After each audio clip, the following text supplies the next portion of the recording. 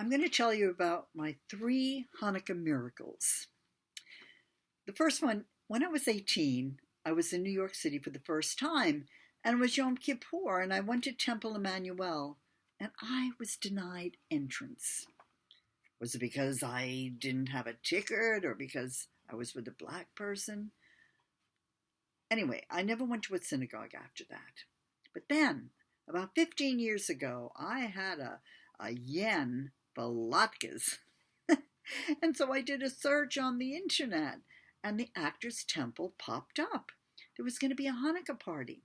So I went with another black person. Now, the synagogue is around the corner from where we lived, and I must have walked by there innumerable times, but never gave it a second thought. So we arrived, and it was a children's Hanukkah party, and we started to leave. But Rabbi Jill welcomed us and fed us and mentioned that there was going to be an adult party a few days later. I went, and I've been going to the Actors Temple ever since. Never underestimate the power of food.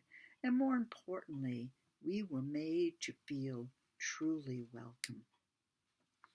My second miracle is that I love Hanukkah and menorah and lights, and I have many menorahs, and I love the ritual of lighting the candles, and of course I make sure I get the best and the prettiest candles made of beeswax or soy wax, dripless of course, which is a fallacy. I used to try and get the melted wax off my menorahs and then realized how beautiful they are with a flow of wax all over them. But then one year, one of my rescue cats ran through the candles and got his tail caught on fire. He wasn't hurt, but I stopped lighting Hanukkah candles after that. Instead, I got an electric menorah with light bulbs that flicker, resembling a candle. And I bought about 10 packages of replacement bulbs. Now, this electric menorah has been on continually for over 4 years in my kitchen, where my girlfriend Kara and I cook and eat amazing food. I never unplug it, and not one bulb has ever burned out in all these years. My third miracle, it was December of 2014, and I rescued a dog. Previously, I had rescued greyhounds, but now I was unable to do that because I was living solely in New York in a one-flight walk-up apartment. And previously, I had had a second home on the shore where my greyhounds when they got old and unable to climb steps, I had a place where we could be.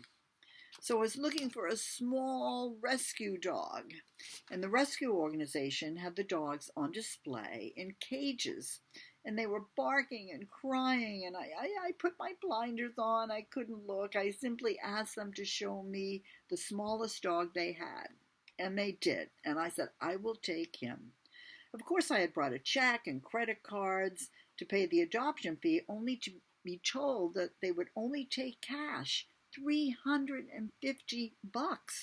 So they said, well, you can come back next week. He'll probably still be here. Probably?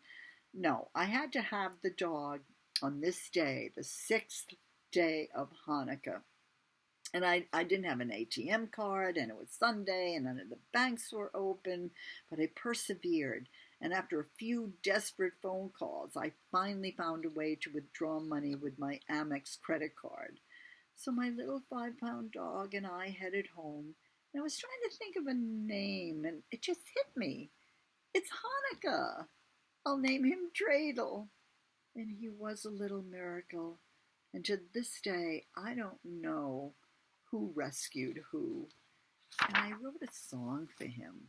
I have a little dreidel, and he's not made out of clay. And when we have a nice day, then we'll all go out and play. Oh, dreidel, dreidel, dreidel, I know you had no say. Oh, dreidel, dreidel, dreidel, now you're happy and ever so gay.